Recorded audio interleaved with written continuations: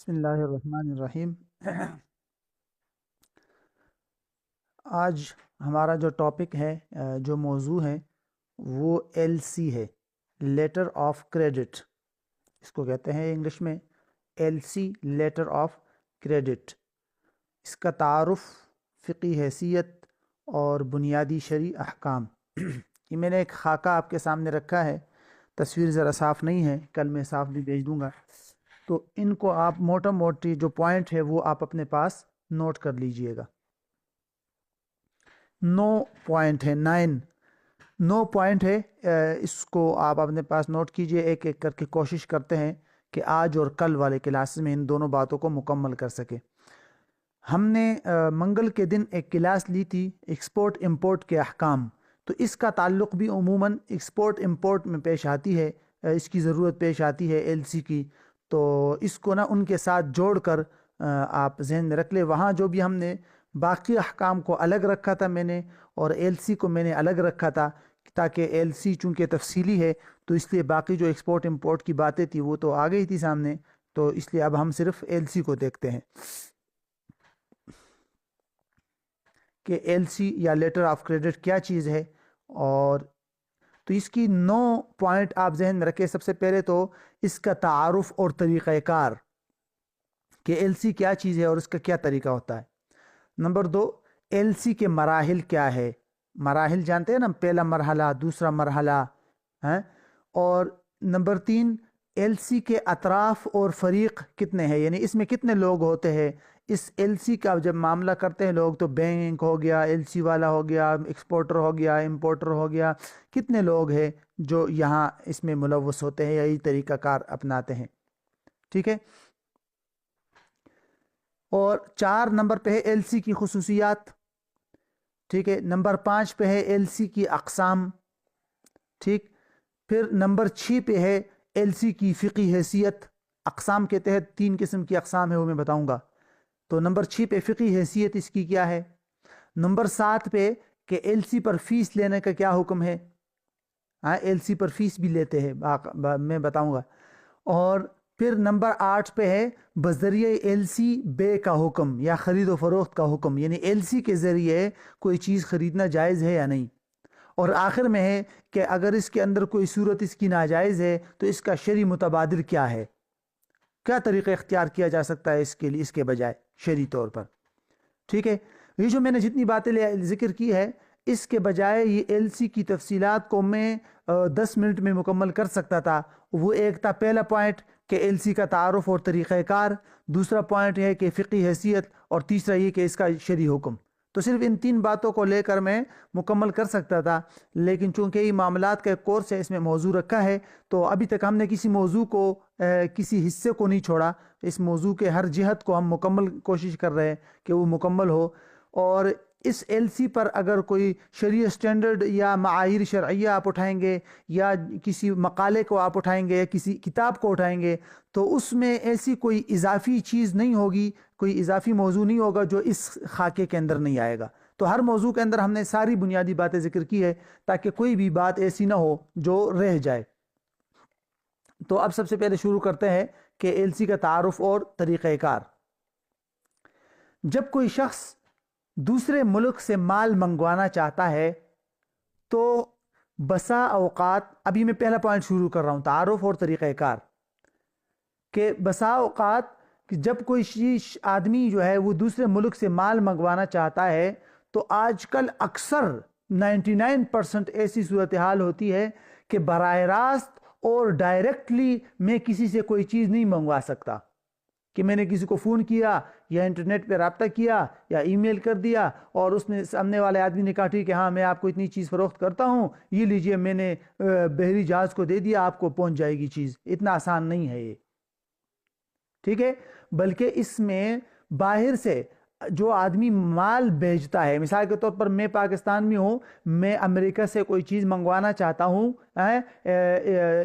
تو میں جب اس آدمی سے رابطہ کرتا ہوں تو اب یہاں پر 2 قسم کے اندیشے ہوتے ہیں، خوف ہوتا ہے، ایک تو مجھے اور دوسرا اس کو۔ مجھے یہ خوف رہتا ہے کہ اگر میں نے اس کو مال یہاں پاکستان میں پہنچنے سے پہلے میں نے اس کو قیمت دے دی تو ممکن ہے وہ وہاں سے مال ہی روانہ نہ کرے، مکر جائے، مجھے یہ خوف رہتا ہے۔ اور باہر والا آدمی جو ہوتا ہے جس کو ایکسپورٹر کہتے ہیں نا، ایکسپورٹر باہر والا، وہ اس کو یہ خوف رہتا ہے کہ ایسا نہ ہو کہ میں نے قیمت وصول کرنے سے پہلے مال بھیج دیا تو ایسا نہ ہو یہ آدمی وہاں سے قیمت ہی واپس نہ بھیجے، مجھے قیمت مجھے نہ بھیجے۔ تو دونوں کو خوف رہتا ہے، کوئی ادھر سے نہ یہ آدمی قیمت بیچتا ہے پہلے اور نہ وہی راضی ہوتا ہے کہ میں اپنا سامان پہلے بھیجوں بغیر قیمت کے۔ تو ایسی صورتحال میں کیا کرتے ہیں پھر؟ بینک کو درمیان میں واسطہ بنانا پڑتا ہے، درمیان میں بینک داخل ہو جاتا ہے۔ میں باہر سے مال منگوانا چاہتا ہوں کسی آدمی سے، تو میں امپورٹر ہوں، وہ ایکسپورٹر ہے باہر والا، تو وہ جو آدمی ہے وہ اور میں، ہم دونوں کے درمیان میں بینک آ جاتا ہے، اور بینک ایک ایسا ضمانت نامہ جاری کرتا ہے جس کو لیٹر آف کریڈٹ کہتے ہیں، ضمانت نامہ، جس میں بینک یہ ذمہ داری لیتا ہے کہ بھئی تم سامان بھیج دو ان شرائط کے مطابق، اور یہ سامان جب تم نے بھیج دیا اور سامان جو ہے وہ شرائط کے مطابق تھا تو میں یہ ذمہ داری لیتا ہوں کہ میں اس کی چیز کی قیمت آپ کو دے دوں گا۔ اس کو کہتے ہیں لیٹر آف کریڈٹ، عربی میں، انگلش میں LC، اور عربی میں اس کو خطاب الزمان یا الاعتماد المستندی، الاعتماد المستندی، یہ اس طرح کا لفظ استعمال ہوتا ہے۔ یہ تو اس کا بنیادی پوائنٹ ہے۔ اس کے طریقہ کار کیا ہوتا ہے؟ طریقہ کار یوں ہوا کہ جب میں نے باہر والے آدمی سے رابطہ کیا کہ مجھے فلاں چیز چاہیے، تو اس نے مجھے کہا ٹھیک ہے میں بیچ دوں گا، لیکن پہلے مجھے LC بیچ دیجئے کسی بینک کی، مثال کے طور پر آپ مجھے میزان بینک کی LC بیچ دیجئے، ٹھیک ہے؟ تو میں کیا کرتا ہوں، بینک کے پاس جاتا ہوں اور اس کو میں کہتا ہوں کہ مجھے فلاں باہر سے مال منگوانا ہے، مجھے LC کھلوانی ہے، فتح الاعتماد، مجھے LC کھلوانی ہے۔ تو بینک اس طرح کرتا ہے کہ وہ LC کے اندر تمام شرائط اور صفات کو درج کر لیتا ہے جس کے مطابق ایکسپورٹر پر مال بھیجنا لازم ہوتا ہے۔ مثال کے طور پر میں نے ایکسپورٹر کے ساتھ رابطہ کیا، بینک بھی اس کے ساتھ رابطہ کر کے، تو ہم نے جس شرائط اور جن کنڈیشنز، جن کوالٹیز کی چیز منگوانی ہے، جو بھی ہم نے ایگریمنٹ طے کیا ہو، اس ایگریمنٹ کی تفصیلات LC کے اندر لکھ لی جاتی ہے، ٹھیک ہے؟ پھر اس کے بعد کیا ہوتا ہے؟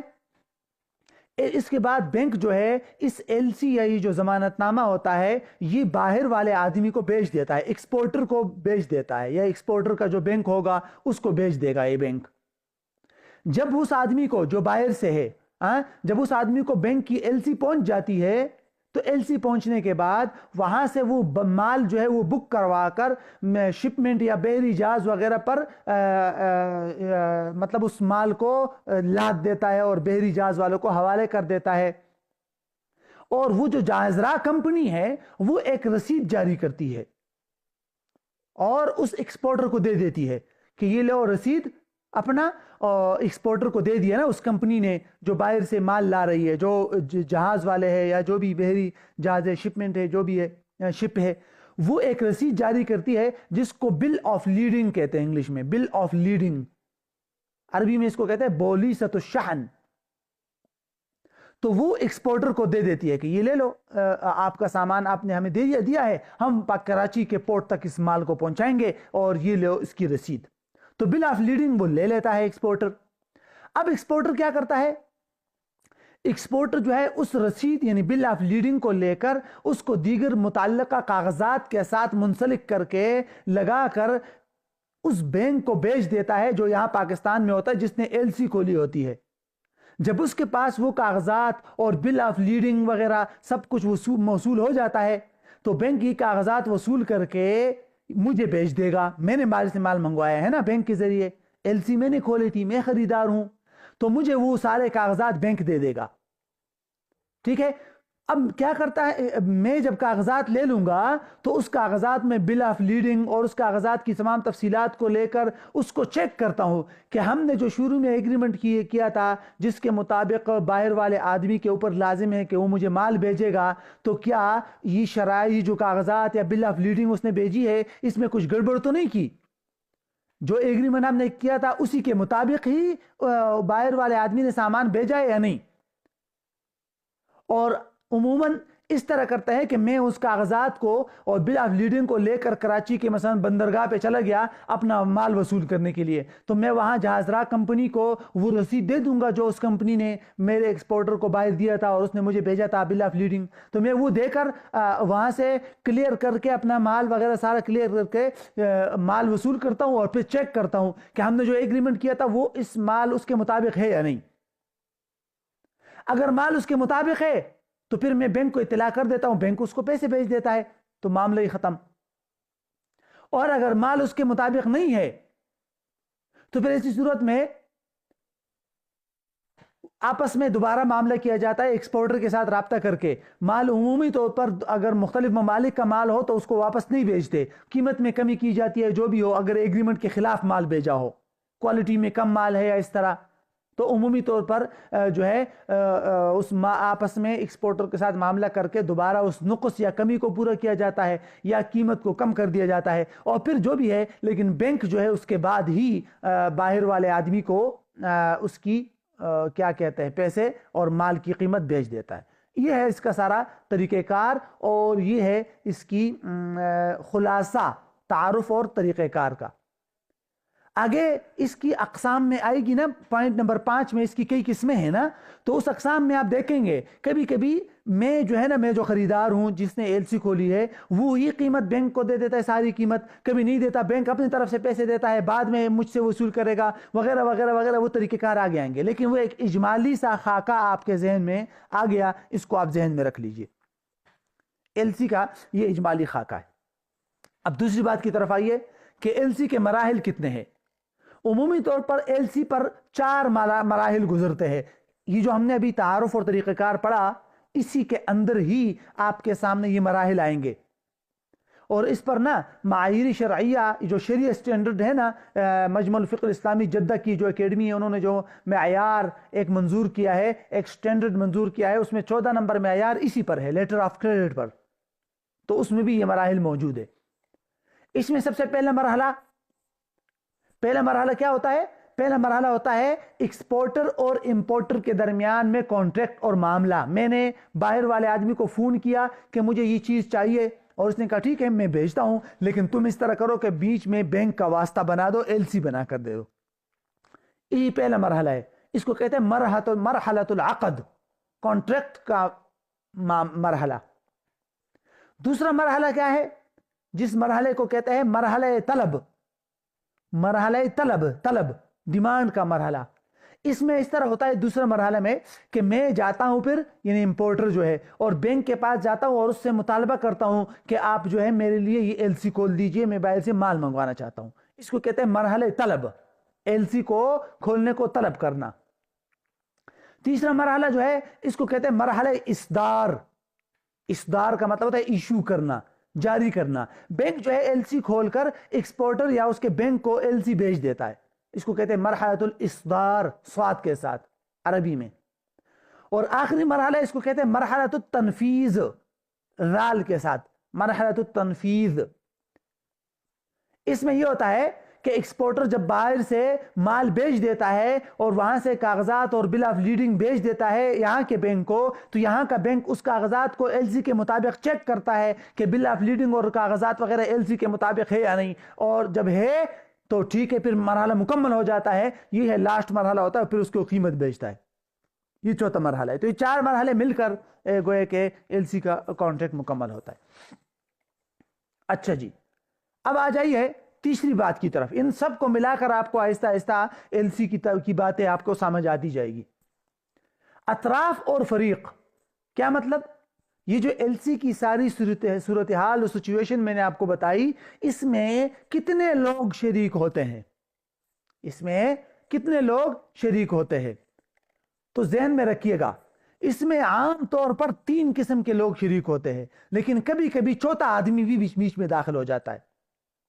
تو عموماً 3 لوگ ہوتے ہیں، لیکن کبھی کبھی ایک چوتھی قسم کی چیز بھی آ جاتی ہے بیچ میں۔ Number 1، importer. امپورٹر جانتے ہیں جس کو اردو میں درآمد کنندہ کہتے ہیں، یعنی مال منگوانے والا۔ مال منگوانے والا، میں پاکستان میں بیٹھا ہوں، میں باہر سے مال منگوانا چاہتا ہوں تو میں ہوں امپورٹر، اور میرے ہی مطالبے پر بینک جو ہے وہ ایل سی کھولتا ہے. ٹھیک ہے, یہ ہے پہلا, امپورٹر ہو گیا, ایک آدمی تو یہ ہے. دوسرا مصدر سواد کے ساتھ, مصدر بینک, یعنی وہ بینک جو میرے لیے ضمانت نامہ اور ایل سی جاری کرتا ہے. میں جب کسی بینک کے پاس جاتا ہوں, مجھے باہر سے مال منگوانا ہے, آپ میرے لیے ایل سی کھول دیجئے, تو اس نے ایل سی کھول کے دے دیا. مثال کے طور پر میزان بینک ہو گیا یا جو بھی ہے, جو ایل سی کھول کے دیتا ہے یا ضمانت نامہ جاری کرتا ہے, وہ ہے دوسرا آدمی یا دوسرا فریق. نمبر 3, تیسرا فریق ہوتا ہے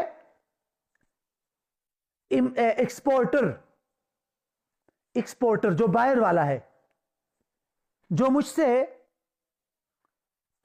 سے یہ مطالبہ کرتے ہیں کہ بھئی آپ بیچ میں بینک کا واسطہ دے دو, ایل سی لے آؤ, جس کو آپ ایکسپورٹر اور بینیفیشری بھی کہتے ہیں, مستفید, اس کو عربی میں مستفید کہتے ہیں, وہ باہر والا آدمی.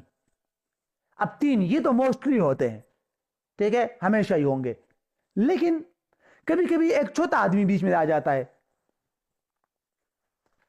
وہ جو باہر والا بیٹھا ہوا ہے نا, ایکسپورٹر, جو مجھ سے مطالبہ کرتا ہے کہ تم کسی بینک کا ایل سی لے کر مجھے بھیج دو, ضمانت نامہ, تو اس کا جو بینک ہے وہ بھی کبھی کبھی بیچ میں داخل ہو جاتا ہے, اس آدمی کا بینک. اس کو عربی میں کہتے ہیں البنک المراسل, کورسپونڈنگ بینک, کورسپونڈنگ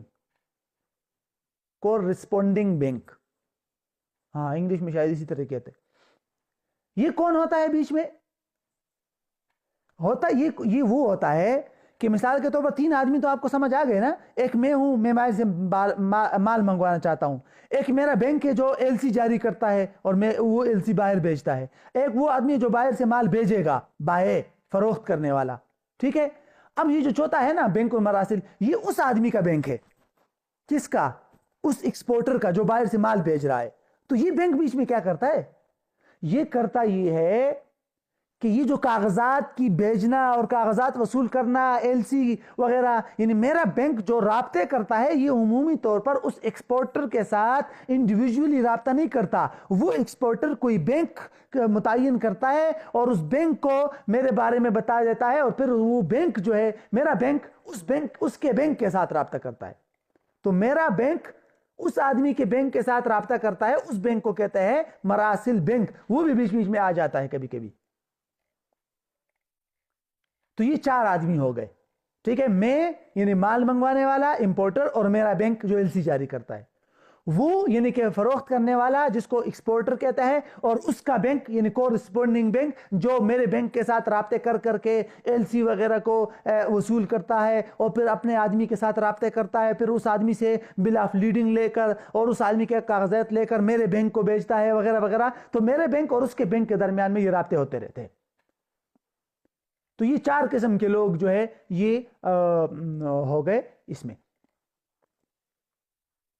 اچھا جی, یہ تو ہوگی تیسری بات مکمل. چوتھی بات کی طرف آئیے, ایل سی کی خصوصیات. ایل سی کی جو بھی تعارف آپ نے پڑھا ہے پیچھے,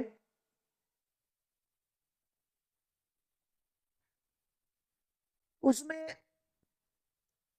جو خصوصیات ہیں نا, وہ بس سمجھ لیجئے کہ قانون کے مطابق کیا ہوتا ہے, یعنی ان کی کیا ایسی ذمہ داری ہے یا خصوصیت ہے, اس ایل سی میں کس کی کیا ذمہ داری ہوتی ہے. مثال کے طور پر تو شریعت سٹینڈرڈ کے مطابق نا, اس کے اندر جو کچھ بیان کیا گیا وہ میں آپ کو بتاتا ہوں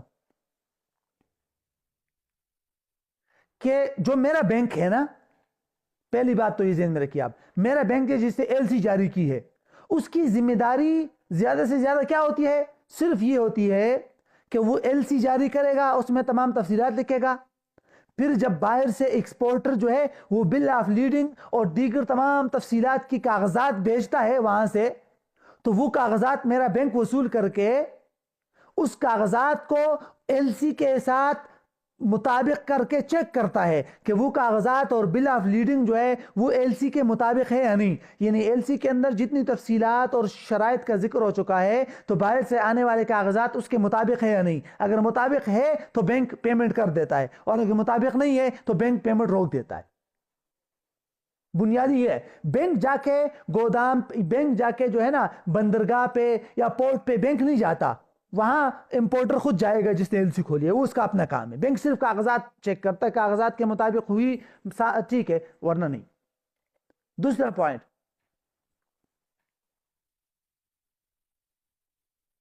ایل سی کھلوانے میں یہ پوائنٹ ذہن رکھے، یہ بعد میں کام آئے گا، کہ جب میں نے بینک سے ایل سی کھلوائی، ٹھیک ہے، تو عمومی طور پر ہوتا یہ ہے کہ باہر والا جو آدمی ہے نا ایکسپورٹر، وہ قیمت کا مطالبہ بینک سے کرتا ہے. حالانکہ قانون کے مطابق وہ ہم دونوں سے رابطہ کر سکتا ہے، مطالبہ کر سکتا ہے، یعنی امپورٹر سے بھی اپنی قیمت کا مطالبہ کر سکتا ہے اور بینک سے بھی اپنی قیمت کا مطالبہ کر سکتا ہے. لیکن عموماً لوگ کرتے نہیں ہیں، بینک سے ہی مطالبہ کرتے ہیں، کیونکہ بینک نے ضمانت لی ہوتی ہے نا، تو بینک نے جب ذمہ داری اور ضمانت لے لی تو اسی سے مطالبہ کرتے ہیں قیمت کا. تیسرا پوائنٹ بھی ذہن میں رکھے،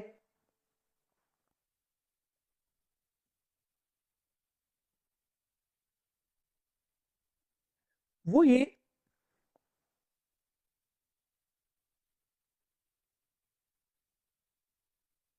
کہ جیسے ہی ایکسپورٹر کی طرف سے کاغذات وصول ہو جائے اور کاغذات میں جو بھی تفصیلات ہے وہ ایل سی کے مطابق ہو، تو پھر بینک پر قیمت کی ادائیگی یا پیمنٹ جو ہے وہ لازم ہو جاتی ہے. یہ بھی ایک بنیادی قانون ہے آج کل. بینک ایسا نہیں کر سکتا اس آدمی کو یہ کہے کہ بھئی ابھی تک میں نے اپنے آدمی سے وصول نہیں کیا، امپورٹر سے، پاکستانی سے، اب تم صبر کرو. نہیں، اس کی ذمہ داری ختم. اب جو ہے بینک پر لازم ہے کہ وہ آگے پیمنٹ کر دے. مجھ سے بینک نے وصول کیا اور نہیں کیا وہ میرا بینک کا الگ معاملہ ہے، لیکن بینک آگے بھیجے گا. تو یہ 2-3 بنیادی باتیں ہیں، اس کو ذہن میں رکھ لیجئے. اب آ جائیے 5ویں بات کی طرف. یہ ساری آسان باتیں ہیں، تو اس کو یہ صرف معلومات ہے، اس کو آج مکمل کرتے ہیں، تو کیونکہ کل جب شرعی احکام آئیں گے نا تو دماغ گھوم جائے گا، اس میں بہت مشکل باتیں بھی ہیں. تو ایل سی کی اقسام، یعنی کتنی قسمیں ہیں ایل سی کی، تو یہ میں نے 3 اعتبار سے تقسیم کیا ہے. امپورٹر کے لحاظ سے، امپورٹر کس کو کہتے ہیں؟ میں جو مال منگواتا ہوں اور بینک کے پاس جا کر اس سے کہتا ہوں کہ میرے لیے ایل سی کھول دیجئے، تو میرے حالات کو دیکھتے ہوئے ایل سی کی 2 قسمیں ہیں. نمبر 1، بلکہ 3 قسمیں ہیں، ٹھیک ہے، 3. ایک کو کہتا ہے L C with full margin, full margin والی ایل سی. یہ ایل سی ہوتی ہے کہ میں بینک کے پاس جاتا ہوں اور اس کو کہتا ہوں کہ میرے لیے ایل سی کھول دیجئے، اور سارے کے سارے پیسے اس کو دے دیے کہ جب باہر سے کاغذات وغیرہ آئیں گے، میں نے باہر سے یہ 10 لاکھ کا مال منگوایا ہے، ایل سی کھول دیجئے، اور یہ لے لیے سارے پیسے 10 لاکھ فوراً میں نے دے دیے بینک کو. یہ آج کل ہوتا نہیں ہے ایسا، لیکن اگر دے دیے سارے 10 لاکھ روپے بینک کو کہ جب باہر سے کاغذات آئیں گے پھر آپ پیسے بھیج دینا، تو اس کو کہتے ہیں فل مارجن کے ساتھ ایل سی کھولنا. تو سارے کے سارے پیسے میں نے بینک کو شروع میں ہی دے دیے. اب بینک آگے جا کے ایل سی بناتا ہے، پھر بیچتا ہے وغیرہ، لیکن پیسے میں نے پہلے دے دیے بینک کو. فل مارجن ایل سی.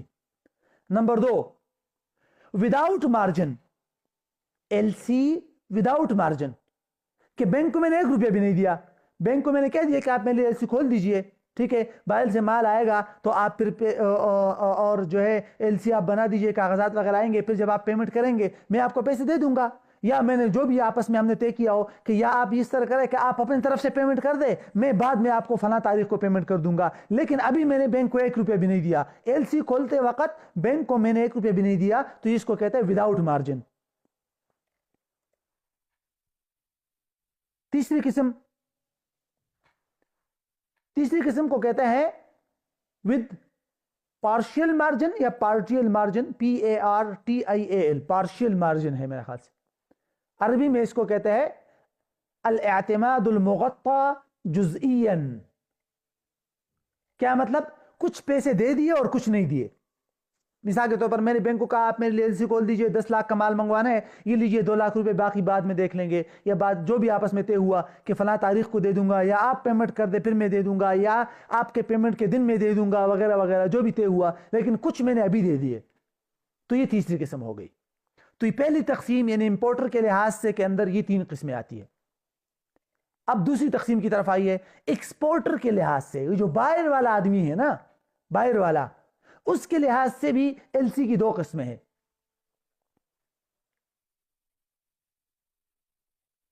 پہلی قسم کو کہتے ہیں sight L C, sight SIGHT، sight L C. Sight L C کا مطلب ہوتا ہے، اس کو کہتے ہیں، آپ اس کو یوں بھی کہہ سکتے ہیں کہ نقد ایل سی، نقد ایل سی کا مطلب یہ ہے نا کہ میں نے ایل سی کھلوا دی اپنے بینک سے، ٹھیک ہے، اور میرا اور بائر والے جو آدمی ہے ان کے درمیان جو کانٹیکٹ ہوا وہ نقد ہوا ہو، تو جیسے ہی بائر سے کاغذات آئیں گے، مال آئے گا اور کاغذات بینک کے پاس ہو جائیں گے اور کاغذات میں کوئی نقص، کوئی خرابی نہ ہو، تو بینک کے اوپر فوراً قیمت کی ادائیگی لازم ہوتی ہے۔ اس کو کہتا ہے سائٹ ایل سی۔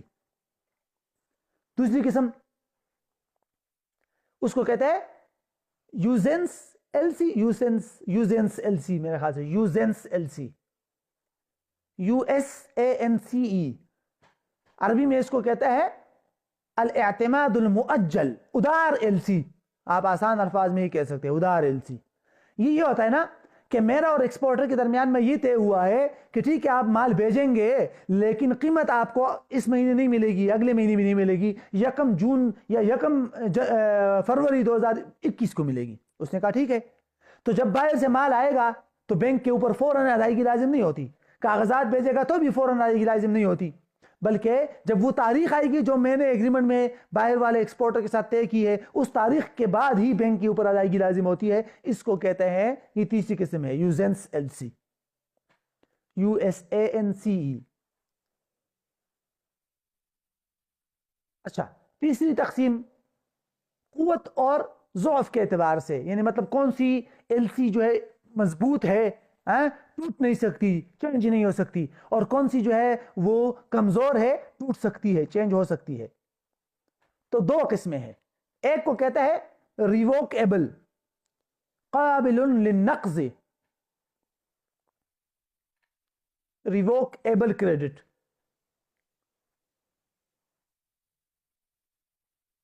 یہ ایسی ایل سی کو کہتا ہے جس میں جو باہر والا آدمی ہے نا، ایکسپورٹر، اس کی اجازت کے بغیر میں اور بینک آپس میں ایل سی کے اندر چینجنگ کر سکتے ہیں، اور یا بینک جو ہے وہ اپنی طرف سے اپنی ایل سی سے رجوع بھی کر سکتا ہے، ختم کر سکتا ہے کہ میں ختم کرتا ہوں، میں نہیں مانتا اس ایل سی کو۔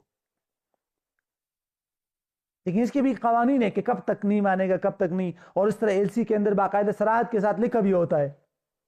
یہ عمومی طور پر لوگ اس طرح کی ایل سی کو قبول نہیں کرتے، ورنہ کبھی بھی بینک جو ہے درمیان میں کہہ دے کہ میں نہیں مانتا، یا لیکن اس کا ایک الگ خاص رول ہوتا ہے کہ کب تک کر سکتا ہے، کب تک نہیں۔ اور دوسری قسم ہے irrevocable کریڈٹ، یہ عمومی طور پر ہوتا ہے کہ جس میں باہر والا جو ایکسپورٹر ہے اس کی اجازت کے بغیر میں اور میرا بینک ایل سی کے اندر اب تبدیلی نہیں کر سکتے۔ ایک مرتبہ جو کچھ تفصیلات لکھی جا چکی ہے ہو گئی، اب نہ بینک اس سے رجوع کر سکتا ہے، نہ اس کو توڑ سکتا ہے، نہ اس کو چینج کر سکتا ہے۔ یہ ہے دوسری قسم۔ تو یہ خلاصہ ہے اس کا۔ اب یہ بات سمجھ آ گئی، آگے چلتے ہیں۔ ابھی 7 منٹ ہے، تو یہ جو نقطہ ہے کہ ایل سی کی فقہی حیثیت کیا ہے۔ اچھا، اس کے ضمن میں بیچ میں آپ کے ذہن میں یہ بھی آئے گا کہ آج کل بینک جو ہے نا، یہ تو اس پر سود بھی وصول کرتا ہے، اس کا کیا حکم ہے وغیرہ وغیرہ، ساری تفصیلات آئے گی۔ جب یہ سارا سبق ختم ہو جائے گا پھر آپ کے ذہن میں کوئی سوال ہو تو پھر کر لیجئے گا، یہ ساری تفصیل آگے آئے گی انشاءاللہ۔ یہ جو بینک جو ہے نا، یہ امپورٹر کی طرف سے خود ادائیگی کرتا ہے اور بعد میں امپورٹر سے پیسے وصول کرتا ہے۔ یہ بینک اتنا اچھا نہیں ہے، وہ اس پر سود وصول کرتا ہے، تو بعد میں بتاؤں گا آپ کو کہ یہ ناجائز ہے۔ یہ جو وداؤٹ مارجن ہوتا ہے، یا یہ جو کچھ مارجن لے کر ایل سی کھولتے ہیں، ہے نا، تو یہ جو ہوتا ہے اس پر عمومی طور پر بینک کیا کرتا ہے، امپورٹر سے سود بھی وصول کرتا ہے۔ مثلا میں بینک کو کہتا ہوں آپ میرے لیے وداؤٹ مارجن ایل سی کھول دیجئے، بینک کہتا ہے ٹھیک ہے میں آپ کی طرف سے پیمنٹ کر دوں گا، تم 1 مہینے بعد پیسے دے دینا۔ کیا بینک اتنا اچھا ہے؟ وہ 1 مہینے تک مجھ سے سود وصول کرے گا۔ اگر بینک نے میری طرف سے 10 لاکھ دیا ہے تو مجھ سے 10,10,000 وصول کرے گا، تو ایسے ہے، تو وہ خرابی ہے انشاءاللہ آگے آئے گی۔ بہرحال اس کی فقہی حیثیت دیکھ لیجئے۔ فقہی حیثیت کے اندر جو کچھ تفصیلات ہم نے پڑھی اس میں ہم نے 3 چیزوں کو دیکھنی ہے۔ اگر ساری چیزیں نہ ہوئی تو کم از کم یہ پہلی چیز انشاءاللہ کوشش کرتے ہیں کہ مکمل ہو جائے۔ ایل سی کے عقد کی فقہی حیثیت، یعنی کہ جو ایل سی کا کانٹریکٹ ہے اس کی شرعی حیثیت کیا ہے، کیا مطلب؟ مطلب یہ جو بائر والا آدمی مجھ سے مطالبہ کرتا ہے کہ بھئی تم بیچ میں کس بینک کو واسطہ بناؤ، اور میں جاتا ہوں بینک کو واسطہ بناتا ہوں، تو یہ جو ہماری ایکٹیویٹی ہے اس کو ہم شریعت کے دائرے میں کس نظر سے دیکھتے ہیں؟ یہ کیا چیز ہے، کیا بلا ہے یہ؟ ہاں؟ تو اس میں جب ہم نے غور و فکر کیا تو ہمیں پتہ چلا کہ بینک یہاں پر کیا کرتا ہے، یہ جو میرا بینک ہے جو ایل سی جاری کرتا ہے، یہ ایک ضمانت لیتا ہے، گارنٹی لیتا ہے، بائر ایکسپورٹر کو یہ اطمینان دلاتا ہے کہ بھئی اگر آپ کے پیسے وقت پر ادا نہیں ہوئے تو میں ہوں نا، میں ذمہ دار ہوں، تو ذمہ داری اور ضمانت اور گارنٹی دیتا ہے اس کو فقہی اصطلاح میں کہتے ہیں کفالہ، عقد کفالہ، کسی اور کی ذمہ داری اپنے سر لے لینا کہ اگر اس نے قیمت کی ادائیگی نہیں کی تو میں کر دوں گا۔ تو بینک یہ جو ذمہ داری لیتا ہے تو ایل سی کس کے ضمن میں آ رہی ہے؟ عقد کفالہ، اس کو کہتے ہیں فقہ کے اندر۔ نمبر 2، اس کے ساتھ ساتھ اس میں عقد وکالہ بھی آتا ہے۔ وکالت جانتے ہیں؟ وکیل، ایجنٹ، کہ بینک میرا وکیل ہے۔ کیوں؟ ایک تو بینک نے ذمہ داری لے لی کہ ٹھیک ہے میں ادائیگی کر دوں گا، لیکن اس کے ساتھ ساتھ بینک اور بھی سارے کام کرتا ہے نا۔ کیا کام کرتا ہے؟ ایل سی بناتا ہے، اس میں تفصیلات لکھتا ہے، ایل سی باہر بھیجتا ہے، باہر سے آنے والے کاغذات کو وصول کرتا ہے، باہر سے آنے والے کاغذات اور ایل سی کے درمیان مطابقت کرتا ہے، پھر اس کے بعد ادائیگی کرتا ہے۔ تو یہ جو ساری تفصیلات بینک کرتا ہے یہ تو کفالت میں نہیں آتے۔ عقدی کفالہ یا ذمہ داری میں تو صرف یہ آتا ہے کہ ٹھیک ہے میں اس کی طرف سے ادائیگی کر دوں گا اگر اس نے ادا نہیں کیا۔ یہ جو باقی ساری ایکٹیویٹی بینک کرتا ہے یہ آتا ہے عقد وکالہ میں۔ تو پتہ چلا کہ ایل سی کا جو کانٹیکٹ ہے یہ عقد کفالہ اور وکالہ کا کمبائن ہے، مجموعہ ہے۔ تو خلاصہ یہ ہوا کہ بینک میرا کفیل بنتا ہے، وہ ضمانت لیتا ہے ادائیگی کا، اور اس کے ساتھ ساتھ وہ میرا وکیل اور ایجنٹ بنتا ہے اور میرے لیے بہت ساری ایکٹیویٹیز انجام دیتا ہے، ایل سی تیار کرتا ہے، وغیرہ وغیرہ وغیرہ سارے کام کرتا ہے۔ تو خلاصہ یہ ہوا کہ باہر سے آدمی جو مال منگواتا مجھ سے مطالبہ کرتا ہے وہ مجھ سے کفالہ کا مطالبہ کرتا ہے، اور پھر اس کے بعد میرے اور بینک وغیرہ جو بھی ہے ہم سب کے درمیان میں عقد کفالہ اور اس کے ضمن میں عقد وکالہ دونوں گوئے کے وجود میں آ جاتے۔ تو یہ ہے فقہی حیثیت، اور اس میں شرعی اعتبار سے بنیادی طور پر اس میں کوئی خرابی نہیں ہے۔ اگر اس میں یہ سود والی اور مزید ایسی کوئی شرعی خرابیاں نہ ہوتی نا تو بنیادی طور پر اس میں اور کوئی خرابی نہیں۔ عقد کفالہ اور عقد وکالہ درست شریعت کے اعتبار سے، لہذا یہ جائز ہونا چاہیے۔ تو بنیادی کانسیپٹ خلاصہ یہ ہوا کہ ایل سی کا بنیادی کانسیپٹ یہ جائز ہے، درست ہے، بنیادی کانسیپٹ۔ لیکن اس کے ساتھ ساتھ ایک اور پوائنٹ آپ نے ذہن میں رکھنا ہے،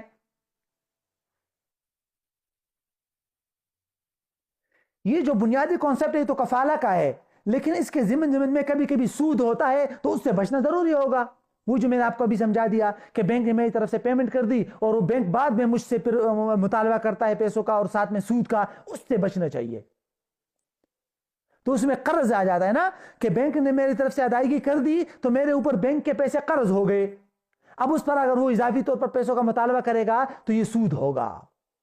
تو خلاصہ یہ ہوا کہ ایل سی کا کانسیپٹ بنیادی طور پر عقد وکالہ اور کفالہ ہے، لیکن اس کے بیچ میں اگر امپورٹر کے اوپر بینک کا قرض لازم ہو جائے، بینک نے اس کی طرف سے ادائیگی کر دی تو بینک اس پر سود وصول نہ کرے اس پیمنٹ پر۔ وہ باتیں بعد میں آ رہی ہے کہ بینک جو ذمہ داری لیتا ہے اس کی ذمہ داری کی الگ سے فیس وصول کرنے کا کیا حکم ہے، وہ الگ چیز ہے۔ میں یہاں جو بات سمجھا رہا ہوں وہ الگ چیز ہے، اس کو الگ کانسیپٹ میں ذہن میں رکھے کہ بینک میری طرف سے پیمنٹ کرتا ہے اور اس پر مجھ سے سود وصول کرتا ہے، یہ جائز نہیں ہے۔ جہاں تک ایل سی پر فیس کی بات ہے وہ میں نے آگے الگ ٹاپک رکھا ہے، وہ آگے آ رہا ہے، ٹھیک ہے۔